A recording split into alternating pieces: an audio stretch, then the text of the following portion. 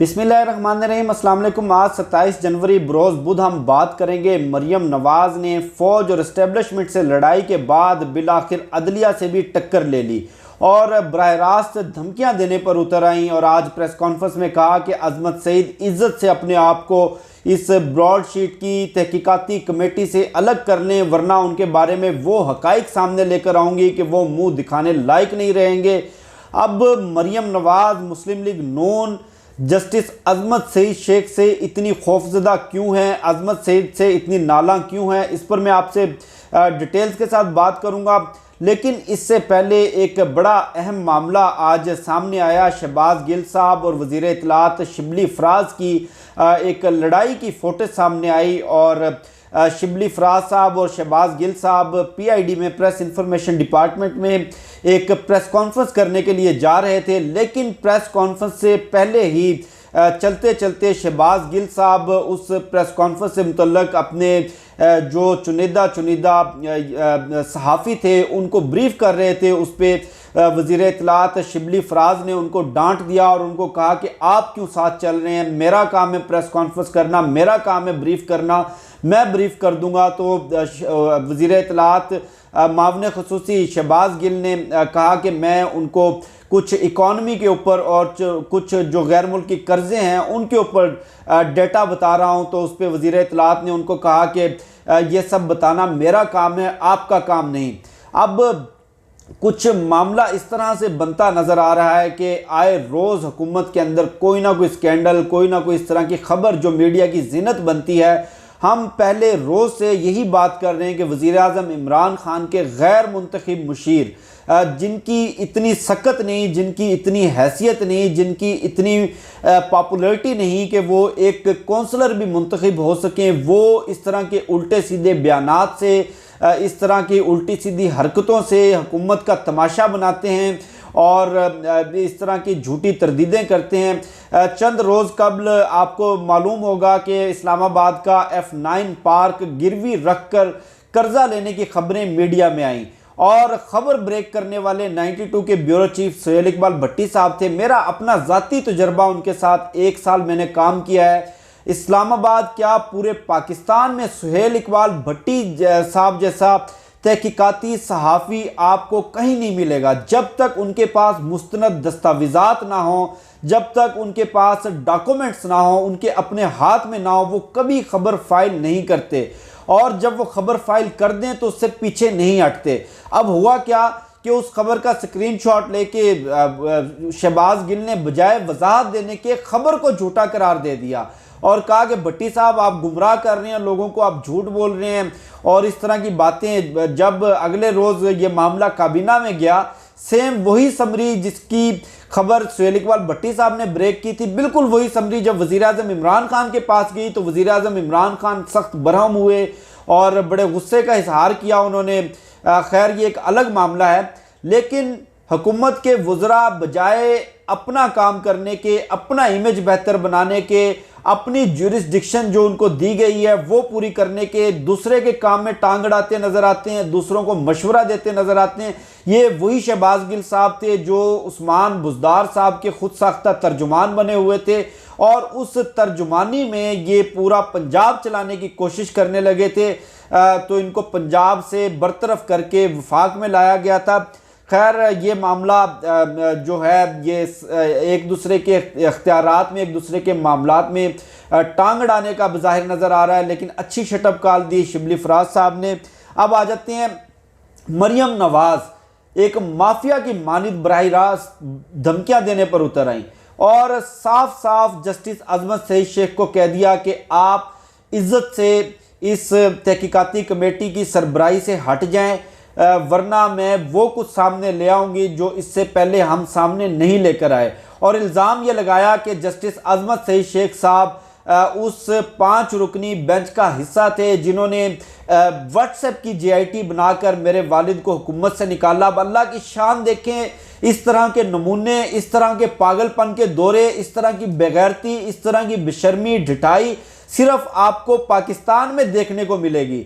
अब दुनिया में कहीं ऐसा नहीं होता कि सुप्रीम कोर्ट के एक रिटायर्ड जज के बारे में इस तरह धमकी अमेज, इस तरह तौहीन अमेज जुमले, रिमार्क्स और धमकियां एक ऐसी औरत इस्तेमाल कर रही है जो खुद मुजरिमा है, उसका सारा खानदान मुजरिम है, अदालत से डिक्लेयर्ड सजा याफ्ता इश्तिहारी है, जो जेली कैलेबरी फ़ॉन्ट अदालत को देते हुए रंगे हाथों पकड़ी गई, जो अदालत को जेली ट्रस्ट डीड देते हुए रंगे हाथों पकड़ी गई, जो जेली कतरी खत चलाते हुए रंगे हाथों पकड़ी गई, आज वो पाकिस्तान के निज़ाम अदल को ललकार रही है, पाकिस्तान के निज़ाम इंसाफ को ललकार रही है, सुप्रीम कोर्ट के एक नहायत मुअज़्ज़िज़ जज को ललकार रही है। अब जो व्हाट्सएप JIT बनाने की जो बात मरियम नवाज़ कर रही है, अब मरियम नवाज़ साथ ये भी इल्ज़ाम लगा रही है कि मेरे नहायत मुअज़्ज़िज़ इश्तिहारी वालिद को हुकूमत से निकालने में भी जस्टिस अज़मत सईद शेख का हाथ था। अब अल्लाह खैर करे वो सारे ख़ानदान के टब्बर का गुनाह जस्टिस अज़मत सईद शेख पे न डाल दें, वरना अज़मत सईद साहब उन 5 रुकनी बेंच में से, उन 3 जजेस में से एक जज थे जिन्होंने नवाज शरीफ को झूठ बोलने पे, गुमराह करने पे और जेली डॉक्यूमेंट्स जमा करवाने पे फौरी नाअहल नहीं किया था। वगरना 2 जजेस ने उसी फैसले के अंदर अप्रैल 2017 के फैसले में, 22 अप्रैल के फैसले में जस्टिस आसिफ सईद खोसा साहब और मौजूदा चीफ जस्टिस गुलजार साहब ने नवाज शरीफ को ताहयात नाअहल करार दे दिया था, जबकि 3 जजेस ने JIT बनाने का फैसला दिया था और कहा था कि JIT में मजीद तहकीकात करवाई जाएं। और जब ये JIT बनाने का फैसला सामने आया तो इतने बड़े बड़े रसगुल्ले एक दूसरे के मुंह में डाले गए, ठोंसे गए और भंगड़े डाले गए, ढोल बजाए गए और विक्ट्री के निशान बनाते हुए ये नानी 420 सुप्रीम कोर्ट से बाहर आई और आज ये कहती है कि व्हाट्सएप JIT बनाई गई। अब खुदा जाने ये किस तरह का इंसाफ मांगते हैं। अब इनको असल तकलीफ ये है कि ब्रॉडशीट की JIT में, ब्रॉडशीट की इस तहकीकाती कमेटी में वज़ीर आज़म इमरान खान ने ना सिर्फ इनकी लंदन की जदादों का मामला शामिल कर दिया है, बल्कि हुदैबिया मिल का मामला भी इसी तहकीकाती कमेटी में ही शामिल कर दिया, जिसको जस्टिस अज़मत सईद साहब देखेंगे। अब 2 वजूहात हैं जो मरियम नवाज़ जैसे तत्ते तवे के ऊपर पाँव आ जाता है और वो बंदर की तरह या बिन मानस की तरह डांस करता है। आपने अक्सर रीच को या बिन मानस को डांस करते हुए देखा होगा। वो डांस नहीं करते बल्कि उनको तत्ते तवे के ऊपर खड़ा किया जाता है। बेचारे कभी एक पाँव उठाते हैं, कभी दूसरा पाँव उठाते हैं और इस तरह उनकी आदत बन जाती है। बिल्कुल उसी तरह तत्ते तवे वाला डांस मरियम नवाज़ करती नजर आ रही हैं। अब इनको असल तकलीफ ये है कि जस्टिस अज़मत सईद शेख ने वॉल्यूम 10 भी देखा हुआ है, इनकी करप्शन के सारे सबूत देखे हुए हैं, पूरी JIT की रिपोर्ट उन्होंने देखी हुई है, पनामा में जितनी तहकीकात हुई उनके सामने है, इनका तरीके वारदात भी उनको मालूम है कि किस तरह तमाम इदारों को धमकियां देते हैं, लालच देते हैं, ख़रीदने की कोशिश करते हैं, कत्ल की धमकियां दी जाती हैं, जजेस के ऊपर कातलाना हमले करवाए जाते हैं। तमाम तर हरबे सिसिलियन माफिया वाले, मैक्सिको के ड्रग माफिया वाले ये चोर ख़ानदान इस्तेमाल करता है। जब तमाम हरबे इनके नाकाम हो जाएं तो पाँव पड़ने की भी कोशिश करते हैं, सिफारिशें भी लगवाते हैं और मिन्नत तरला भी करते हैं। लेकिन अज़मत सईद शेख साहब और बाकी जो दीगर जज साहिबान हैं वो इनकी रग रग से वाकफ़ हैं, इनके तमाम चोरियों के बारीक जो तरीके हैं उनसे वाकफ़ हैं। अब इसको असल तकलीफ़ इस नानी 420 को ये है कि अगर साफ शफाफ तहकीकात हुई तो हमारी सारी चोरियां पकड़ी जाएंगी, तमाम जायदादें जो दुनिया के 6 बर्र-ए-आज़मों में बनाई गई हैं वो पकड़ी जाएंगी। अब इस नानी 420 को हया नहीं आती कि बच्चों की नानी होकर कभी जजेस की नंगी वीडियोस के सौदे करती है ये औरत, कभी दूसरों के ऊपर इल्ज़ाम लगाती है, कभी मुंह टेढ़ा करके लोगों की नकल उतारती है, कभी इस तरह की अजीबोगरीब हरकतें करती है। अब इस औरत के साथ, इस नागन के साथ मैं आपको ईमानदारी से बता रहा हूँ हमारी अदलिया ने बड़ी नरमी बरती है।